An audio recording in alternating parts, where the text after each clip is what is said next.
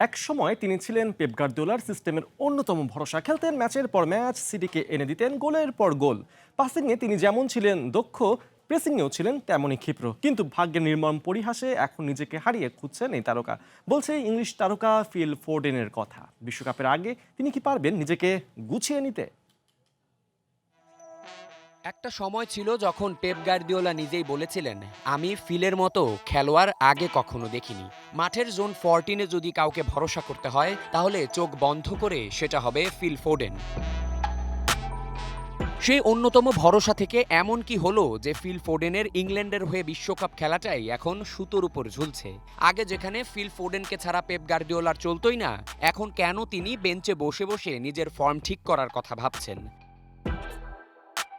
Phil Foden 2025-26 মৌসুমের শুরু থেকে ছিলেন ম্যানচেস্টার সিটির একমাত্র ভরসার নাম। পেপ গার্দিওলার ট্যাকটিক্সে যেখানে খেলা প্রয়োজন সেখানেই খেলেছেন এই তারকা। কখনো উইঙ্গার, কখনো অ্যাটাকিং মিডফিল্ডার, আবার কখনো সেকেন্ড স্ট্রাইকার রোলটাতেও দেখা গেছে এই প্লেয়ারকে। গেম টাইমটাও মিলেছিল বেশ। গত বছরে আগস্ট থেকে ডিসেম্বর তার গড় গেম টাইম ছিল সর্বোচ্চ 85 মিনিট।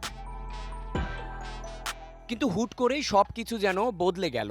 দলে ফরাসি তারকা রায়ান শেরকি বর্নমাউথ থেকে সেমেনিও আসার পর থেকেই স্কোয়াডে নিজের জায়গাটা ধরে রাখতেই হিমশিম খেয়েছে এই তরুণ মিডফিল্ডার। এরপর কমেছে গেম টাইম, গড়ে 85 মিনিট থেকে তা নেমে দাঁড়িয়েছে 11.3 মিনিটে।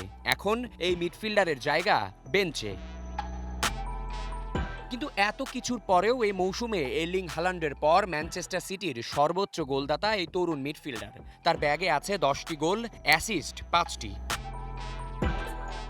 সামনে ফিফা বিশ্বকাপ, কিন্তু যে বেগে চলছে এই তরুণের ক্যারিয়ার, সে বেগে টমাস টুখেলের স্কোয়াডে জায়গা করে নেওয়াটা বেশ কঠিন কাজ হয়ে যাবে ফিল ফোডেনের জন্য। তাই বিশ্বকাপের আগে নিজেকে খুঁজে পেতে ক্লাব পরিবর্তনের থেকে ফোডেনের তাকিয়ে থাকতে হবে গুরু পেপ গার্দিওলার দিকে।